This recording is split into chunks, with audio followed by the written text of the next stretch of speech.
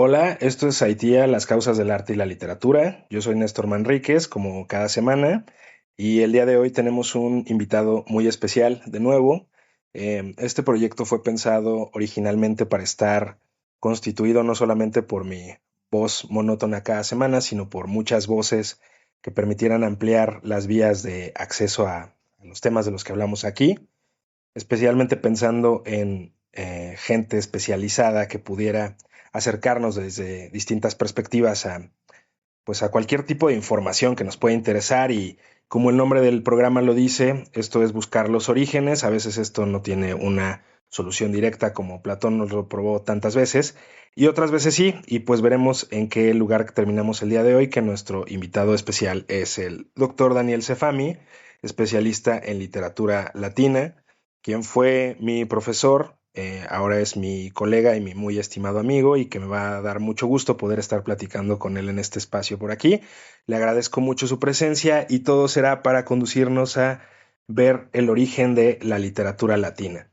¿De dónde viene este pueblo desde una perspectiva literaria?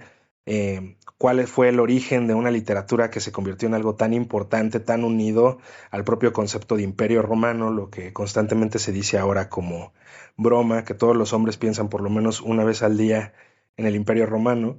Pues esto tuvo un origen que fue de la mano, por supuesto, con su literatura, pero a diferencia de muchos otros pueblos que surgen con la literatura ahí, fue un pueblo que necesitó construirlo desde distintas perspectivas, y para eso justamente le preguntaré a Daniel, a quien le cedo la palabra, ¿de dónde viene la literatura latina? ¿Cuál es su origen? Muchas gracias, Daniel, por estar aquí conmigo.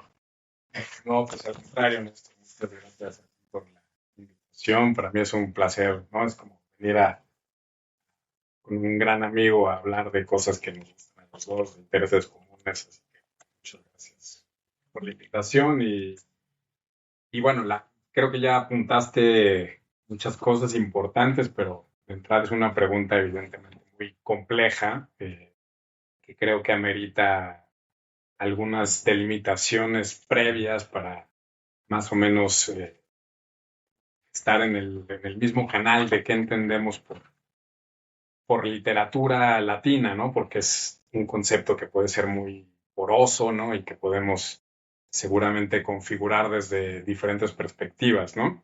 Eh, una perogrullada, ¿verdad? Pero creo que es importante subrayarlo, es de entrada las coordenadas, ¿no? Tú mismo dijiste literatura latina y creo que la lengua es un primer punto de partida, es decir, cuando pensamos en literatura latina, que yo soy de los que piensan que puede intercambiarse con decir literatura romana también, es discutible, pero creo que se puede hacer. Eh, Hablamos de una producción en una lengua que coexistió con otras, ¿no? Particularmente con el griego, ¿no? Y que había productos que podemos pensar como literarios en la misma época, pero escribiéndose en otra lengua, ¿no? Entonces, creo que esa es una primera coordenada, ¿no? La segunda, que ya lo apuntabas, es, pues estamos hablando de un pueblo, una sociedad, una civilización que dependiendo los criterios históricos que utilicemos, ¿no? Y cómo veamos esos fenómenos humanos como grandes unidades culturales, pues los situamos en cierto espacio temporal, en un periodo, ¿no? Y en una región concreta, ¿no? Cuando hablamos de los romanos, pues no hablamos solo de pues unos cuantos pobladores que estaban allí entre las colinas de Roma en el pantano y que se fueron extendiendo, ¿no? En realidad, cuando hablamos de literatura latina, creo que sí hay que partir de una idea que se va generando dentro de una enorme diversidad de pueblos, pero que hay una noción de identidad que tiene que ver en realidad ya con toda la península itálica y después que se va extendiendo, ¿no? Entonces, de entrada, como que las coordenadas de las que creo que hay que partir es, sí, textos escritos en latín, ¿no? Y esa sería la segunda cuestión a hablar, ¿no? Si son textos escritos necesariamente la literatura, porque, eh, o cuál es naturaleza necesaria de esos textos para considerarlos literatura, ¿no? Es decir, tenemos cosas escritas muy pocas, pero no sé, la inscripción de Duenos, por ejemplo, ¿no? Que es muy vieja, del siglo VI probablemente antes de Cristo, que nos dice muy poca información, lo que se piensa, que se dice, es muy poco, ¿no? Y no podríamos considerarlo un texto literario, pero pues sí algo escrito. O tenemos fragmentos o noticias a través de testimonios, por ejemplo, del Carmen Narvale, que pues en realidad son eh, palabras dichas ritualmente en un contexto religioso, pero con un peso de solemnidad eh, de un colegio, ¿no? De un grupo de personas organizadas. Entonces, la idea de literatura creo que la única manera de más o menos poder encuadrarla es utilizar la propia tradición para entenderla, ¿no? Lo que los latinos, digamos, los latinos posteriores al nacimiento de esta literatura consideraban literatura, ¿no? Y particularmente hay digamos, Cicerón dice en diferentes lugares de su obra, en cartas, tratados, ¿no? En diálogos, literae latina, ¿no? Las letras latinas, la literatura latina, ¿no? Y cuando él lo dice, ya lo dice, digamos, como un conjunto de saberes escritos, pero que están de alguna manera canonizados, ¿no? Que responden a una colecta que se ha hecho socialmente, ¿no? Es decir, se han ido coleccionando y sistematizando ciertos textos, han entrado en la sociedad y se han vuelto capital cultural y entonces se utilizan como una especie de código común, ¿no? Y entonces pensar en la literatura latina, perdón, ¿no? Desde ese concepto de la tradición puede resultar problemático porque es anacrónico, porque Cicerón, pues estamos pensando en la República tardía, ¿verdad? O sea, en el siglo primero antes de Cristo, más o menos. Y situamos el origen de la literatura latina en el siglo III. Ahorita me regreso a esto. Entonces es tardío, pero necesario, ¿no? Tener como un cierto concepto que más o menos nos guíe por lo que vamos a considerar o no.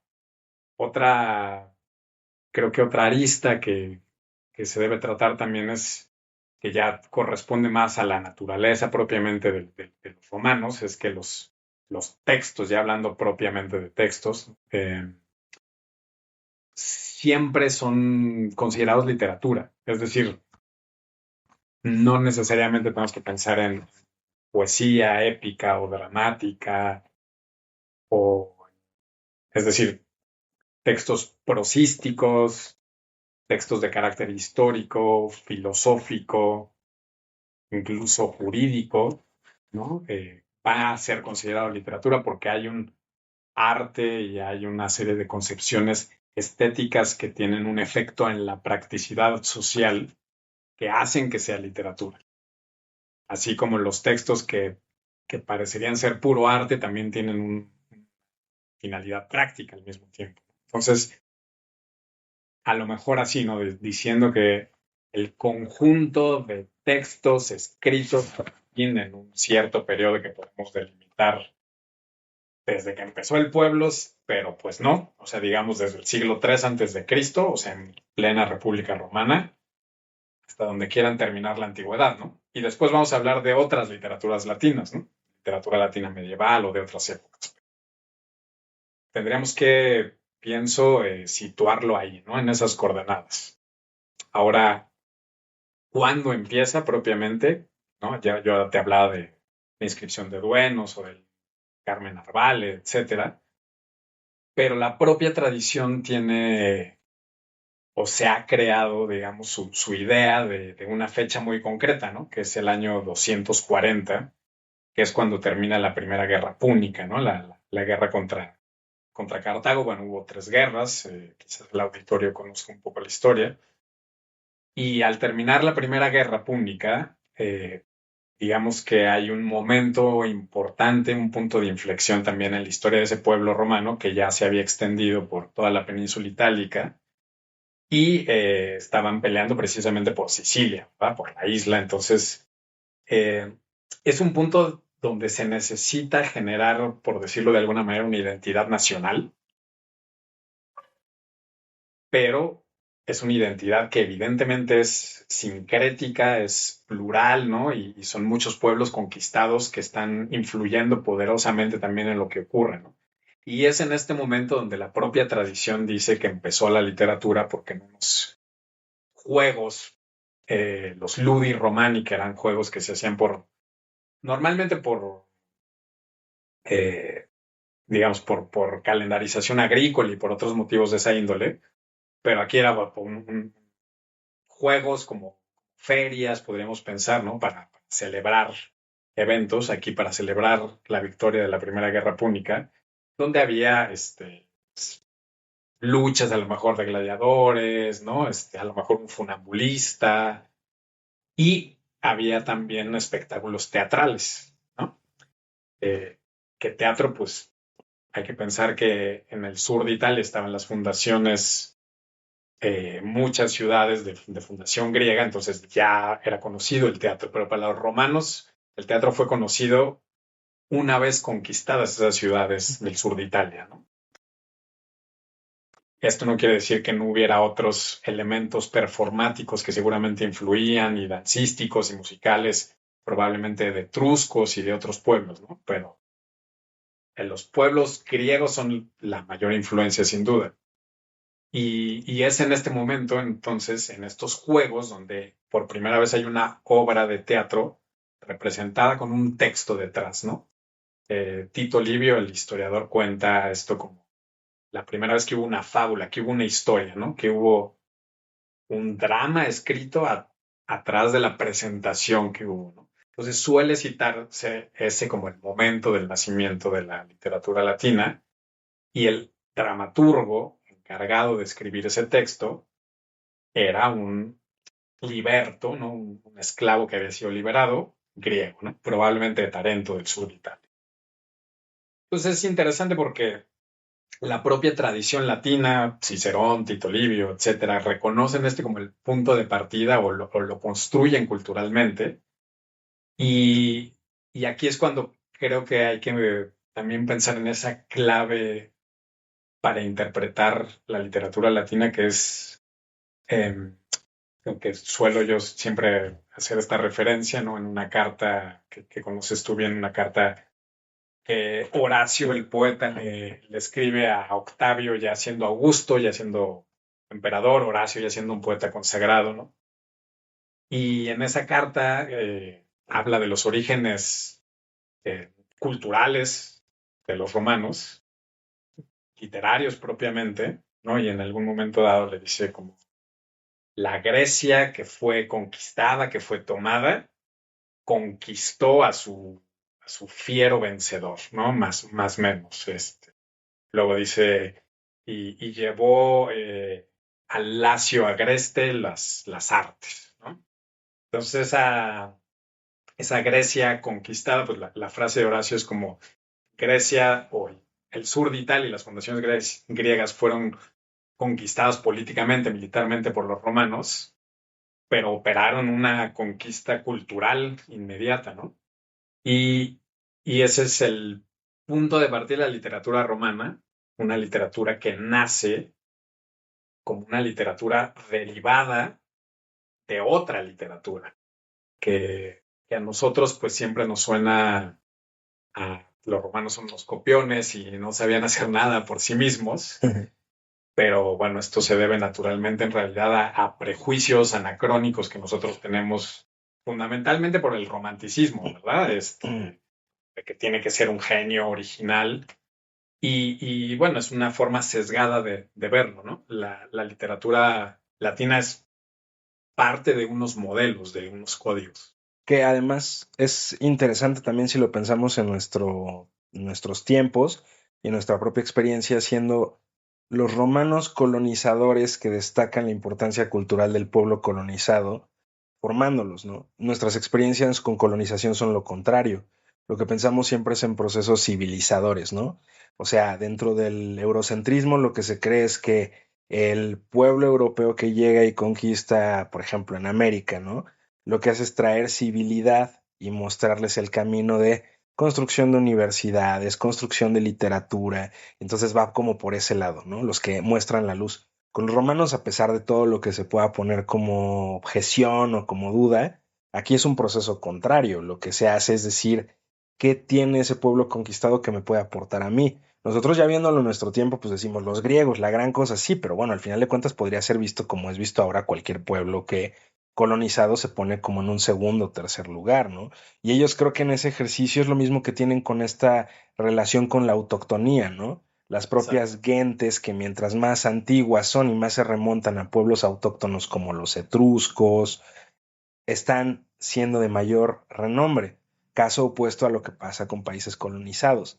Mientras tu apellido se remonte menos atrás del lugar colonizado, más destacado puedes estar dentro de una clase. Entonces, es interesante que estos fenómenos que podemos calificar, como bien dices, ¿no? Erróneamente como de copiones o de estarse robando las cosas, pues en realidad si lo vemos en nuestro contexto contrastan por completo, ¿no? Sí, absolutamente. Sí, es un fenómeno para mí súper interesante, ¿no? Y al final, pues, ¿no? Es increíble que una civilización tan, ya en ese momento tan poderosa, pues, ¿no? Se deje conquistar culturalmente, ¿no? Es algo, creo que digno de admiración por otra parte. Eh, Más allá de las atrocidades que naturalmente se habrán Claro. cometido, ¿no? Eso es indudable, pero sí es el punto incluso de, pues, sí, ¿no? Del reconocimiento de la propia tradición, de que ahí es cuando nace, ¿no? Y una última problemática brevemente que me gustaría tocar es algo que creo que por ahí Goldberg, un filólogo ahí que me gusta, lo decía, que es como en la historia del pueblo romano, digamos, si pensamos así en el año 753 o lo que quieran, pues, ¿no? Del nacimiento de Roma, digamos siglo VIII, más o menos, ¿no? Antes de Cristo, a que empieza el Principado, ¿no? Lo que conocemos como Imperio, siglo I, pues es un periodo bien largo en realidad, ¿no? Entonces, pensar que la literatura empieza hasta el siglo tercero, o sea, Ujú. año 240, pues es un montón de tiempo, ¿no? Y lo que decía Goldberg, que me parece muy interesante, es tampoco empieza ahí, ¿no? En lo que conocemos como la República Temprana, o ya en realidad República Media, ¿no? Empieza en la República Tardía, es decir, en la época de Cicerón, porque es hasta ese momento que los textos que se han producido y circulan se juntan, se recolectan, se sistematizan, se canonizan y como decía, se utilizan como capital cultural en un entorno y como elementos artísticos que funcionan en un grupo social, ¿no? Entonces, no es cuando surge el texto y empieza a circular, sino cuando hay todo un código compartido socialmente que es realmente cuando surge la literatura. Esto lo dice Goldberg, pero como sea, suele la tradición situar el origen con una representación teatral, con un poema dramático, pero el mismo autor, Livio Andrónico, que decía, es un griego que fue liberado y empezó a escribir, eh, además de esto que no conservamos evidentemente sobre teatro, escribió un poema épico que me parece a mí mucho más interesante a partir de esta perspectiva, verlo como el origen de la literatura latina, porque no se trata de una representación y por lo tanto ya se trata de algo que puede ser un código que comparten otros lectores, ¿no? Y se trata ni más ni menos de la traducción de la Odisea, ¿no? Que el primer verso de la literatura latina es una traducción y es interesante, ¿no? Virum mica mena insece versutum, que es básicamente la traducción de la Odisea, ¿no? Canta Camen, ahora hablo de eso, ¿no? Al varón de muchos ingenios, de muchos ardides, ¿no? Algo así. Cuéntame, nárrame más bien, ¿no? Dice inseque en latín.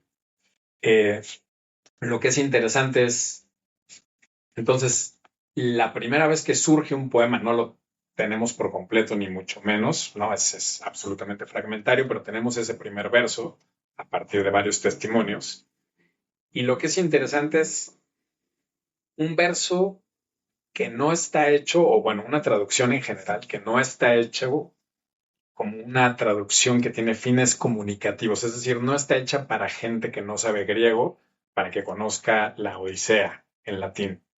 Está hecho para gente probablemente bilingüe que conoce la Odisea y entonces entiende lo que está sucediendo, ¿no? Los filólogos italianos le llamaron a esto traducción artística o traducción poética. Y la figura de Livio Andrónico entonces se vuelve en realidad como un primer mediador cultural, porque lo que hace es, pues sí, estar trasladando no solo léxico, sino también realidades culturales, ¿no? Usa la palabra camena, que en realidad era una especie de ninfa que tenía un culto en la puerta Capena, ¿no? En una de los grandes portones de la muralla, eh, que según la tradición romana estaba asociado al verbo canere, cantar, ¿no? Porque no existía el culto de las musas, no estaba desarrollado todavía, y entonces traslada la palabra musa algo que pueden asociar los romanos a sus propios cultos, ¿no? Y luego lo que es muy interesante es ese pirum persutum, ¿no? Que equivale en el griego a andra polithropon, como el hombre de muchos giros, de muchos ardides, de muchos ingenios, algo así. La palabra versutum en latín, que sí quiere decir que puede girar, tiene un segundo significado que podemos pensar como metapoético o muy consciente del quehacer, que es versutum viene del verbo vertere en latín, que es un verbo técnico para traducir. Entonces, por otro lado, significa el hombre, el héroe traducido, ¿no? El propio reconocimiento del proceso artístico que está ocurriendo.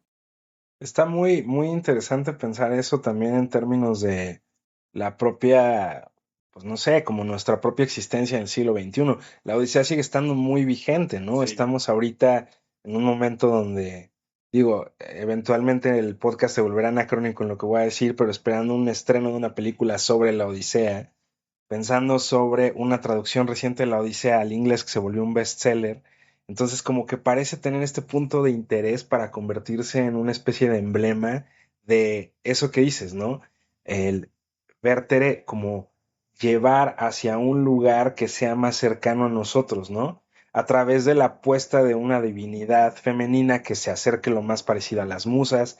¿En qué términos lo pondríamos nosotros ahora? Lo vemos con muchos textos clásicos que constantemente se adaptan al contexto y a la forma de que tenemos ahora, ¿no?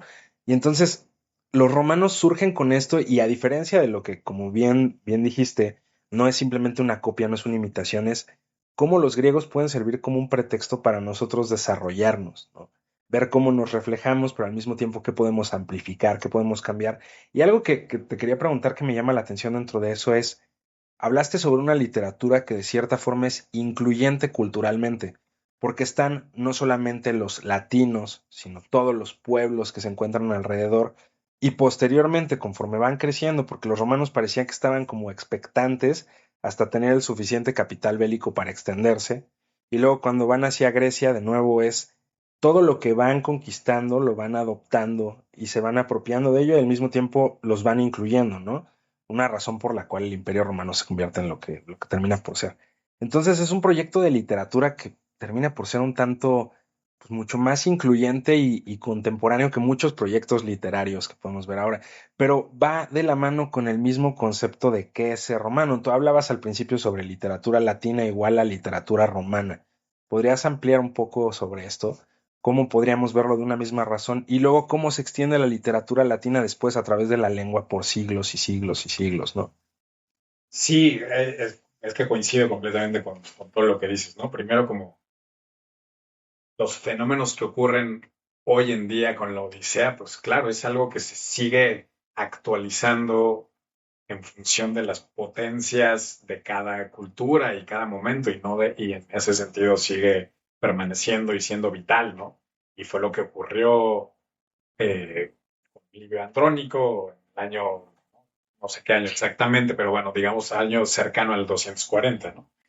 Eh, por otra parte, sí, difícil pensar en la constitución del pueblo romano, pero claro, cuando hablamos así más en términos generales del imperio romano, ¿no? Aunque sea una fase concreta de ese pueblo, ¿verdad? Pero pues, pensamos en una estructura gigantesca, con una extensión territorial inconmensurable, con un ejército y un aparato bélico, pero no era solo eso, ¿no? Y cuando te hablaba un poco de la identidad, pues sí, es una identidad que se va conquistando también a través de la propia literatura, creo, porque es una identidad también de alguna manera impostada, ¿no? Es decir, a- hay un sometimiento de un montón de pueblos, evidentemente, que había en Italia, pero como bien decías, ese sometimiento se da al mismo tiempo con la adopción de muchos cauces culturales, ¿no? Y fue la que dominó en realidad, pues, la cultura griega, ¿no? Pero ese momento de identidad, pues es eso, ¿no? Ya se había conquistado, digamos, primero grandes rivales mucho más desarrollados como los etruscos, pero bueno, había, ¿no? Samnitas, oscos, etcétera, etcétera, un montón de pueblos itálicos y al sur, pues todas las fundaciones griegas, ¿no? Entonces, eh, el momento de identidad es como, pues sí, la lengua se vuelve de alguna manera también la lengua franca para Italia, ¿no? Y por eso digo, pues los romanos o los latinos, pues sí, ¿no? Lo podemos usar más o menos como sinónimo porque no vamos a pensar a los romanos como la gente de lo que conocemos hoy en día como Roma, evidentemente, ¿no? Sino algo que se extiende primero por toda la península itálica, luego Sicilia y después evidentemente se fue expandiendo, como sabemos, hasta llegar hasta donde llegó, ¿no? Es decir, el Magreb, africano y mucho más, ¿no? Eh, en lo que hoy conocemos como Medio Oriente, ¿no? Hasta donde los partos dejaban ¿no? Y esas fronteras iban moviendo de un lado para otro, ¿no? Y hacia arriba en Europa más, ¿no? En fin, ¿no? Ese enorme, enorme, enorme imperio, pues lo consideramos Roma, ¿no? Entonces, ¿cuál es la forma de entender, ¿no? ¿Sabes cuál es la clave? Yo estoy de acuerdo. Ahorita que dijiste eso también o sea, los propios autores augustios se encargan de reforzar esta misma idea cada vez que hablan sobre su eternidad. Horacio, cuando dice hasta dónde se va a extender su obra y hasta qué lugares va a llegar, los confines de los que hablan no solamente son los confines del mundo conocido, que fue una idea que yo tuve durante mucho Sí, tiempo, sino que en realidad son los confines de hasta dónde busca llegar Roma. Es como una especie de aviso proléptico de cuál va a ser el proyecto expansionista del futuro imperio, ¿no?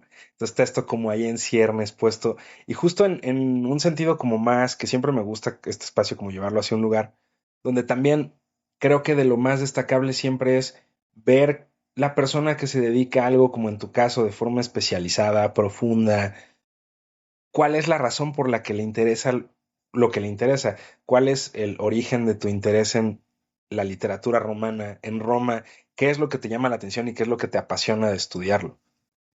me haces una pregunta muy complicada en realidad, porque Sí me gustan esas. sí, a ver, bueno, compartimos, además de muchos años de amistad, pues compartimos también procesos que creo que siempre lo natural es cuando uno se acerca a este tipo de literaturas, pues primero se acerca desde la ingenuidad, ¿no? Ya hablo, digamos, como un adolescente que le gusta leer antes de entrar a la universidad, ¿no? Y sin mucha idea de lo que implica, además, por otra parte, la disciplina y las herramientas que hay que adquirir, etcétera, ¿no? Y en mi caso, creo que yo pasé por un proceso de largo de rodeo, porque eh, yo creo que yo me alejé un poco de lo clásico propiamente y me dirigí a textos medievales de manera un poco fortuita, ¿no? Casual. Me invitaron a un seminario a participar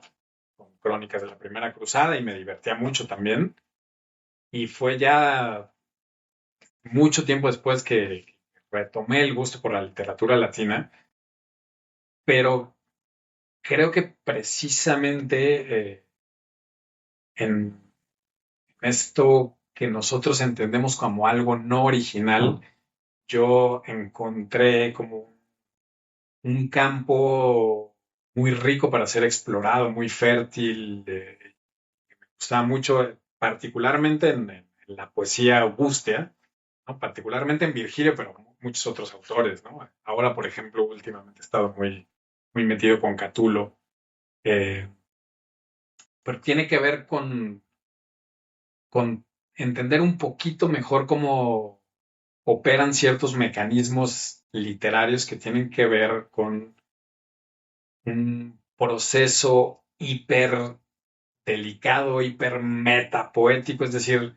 muy consciente del propio quehacer artístico, que luego se refleja en el enorme talento que tenían esos poetas y que no alcanzamos a captar en su totalidad, ni mucho menos porque nuestro conocimiento no va a dejar de ser parcial y mutilado de lo que tenemos y lo que creemos saber, ¿no? Pero a mí particularmente creo que ese quehacer artístico que está entramado de manera indisoluble y esencial con lo humano que nos mueve a todos, ¿no? Con sentimientos pues muy naturales, ¿no? Y que son típicamente humanos y que están todo el tiempo ahí, ¿no? Movidos.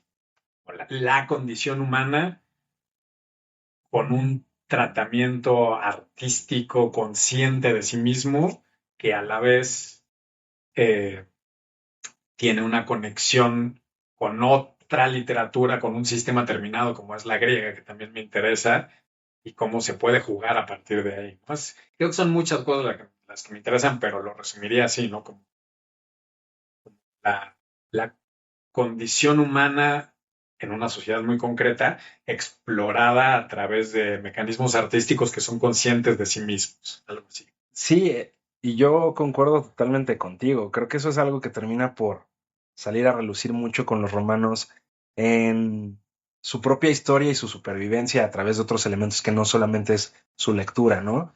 Pensando en la tumba de Virgilio como lugar de peregrinaje, con un Leopardi obsesionado con estar enterrado ahí al lado de él, con ver que hay un aeropuerto chiquito en Verona que se llama el aeropuerto Catulo, tantos autores como Petrarca que escribieron cartas a los romanos como si fueran sus amigos. Sabíamos que Petrarca es un ñoño y un teto y probablemente por eso tenía como ese tipo de iniciativa, pero por supuesto que hay eso que dices, como esta cuestión de la condición humana en una empatía de no solamente lo que estás leyendo, sino el proceso de construcción poético de lo que estás leyendo. Hay como algo que nos permite ponernos, o sea, eso suena un poco exagerado, pero no, nos parecen por un lado estrellas en el firmamento, lejanísimas por todo el talento, pero al mismo tiempo hay algo que nos permite empatizar mucho con ellos.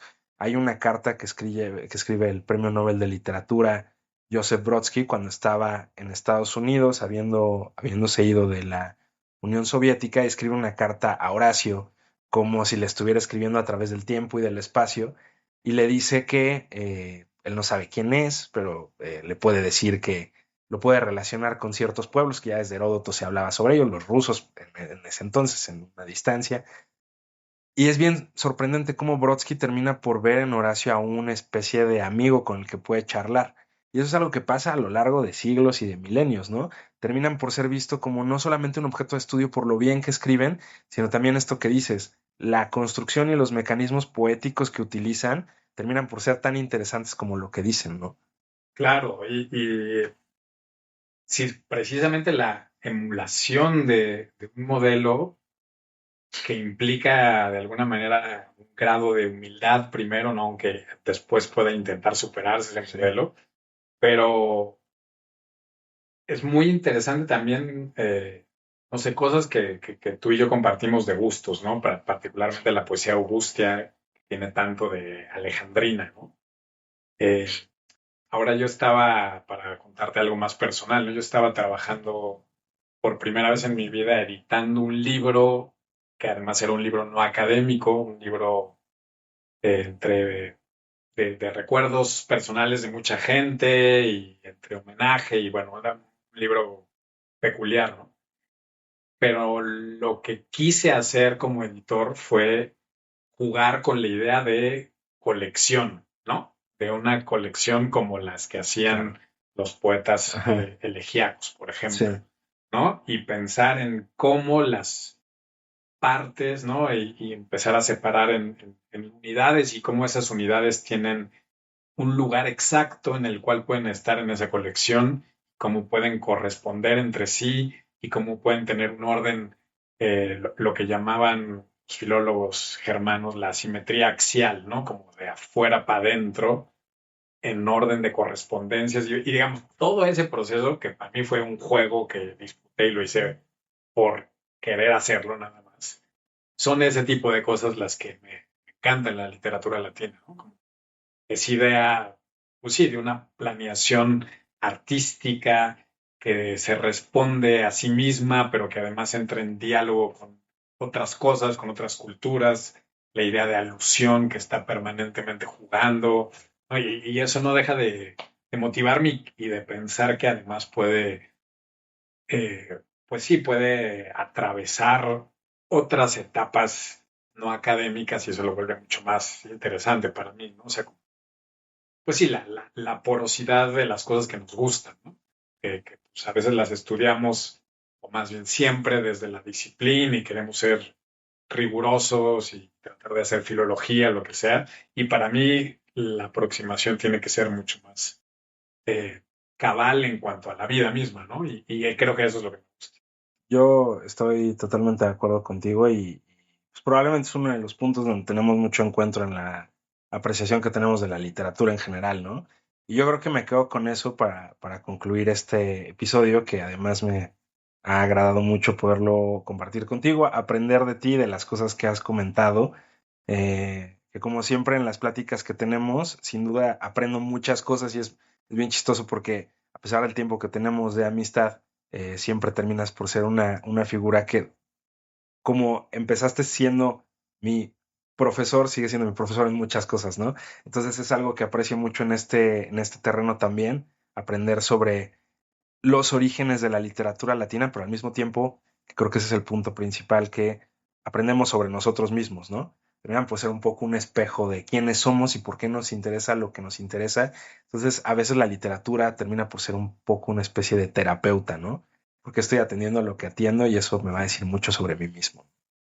Entonces, pues bueno, muchas gracias Daniel por haber estado por acá. Espero que puedas estar en alguna otra ocasión también. Y pues nada, muchas gracias por todo.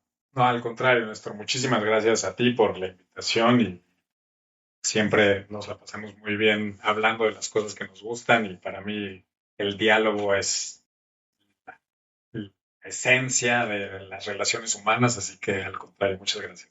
Pues gracias de nuevo y pues bueno, gracias a todos por escuchar como siempre este espacio y espero encontrarme con ustedes de nuevo la próxima semana. El día jueves ya está por terminar esta temporada, queda solamente un capítulo más y agradezco muchísimo a todos su presencia y constancia por este lado en esta emisión que, como dije, fue una emisión especial que de nuevo agradezco mucho a Daniel por haberme acompañado. Pues muchas gracias a todos.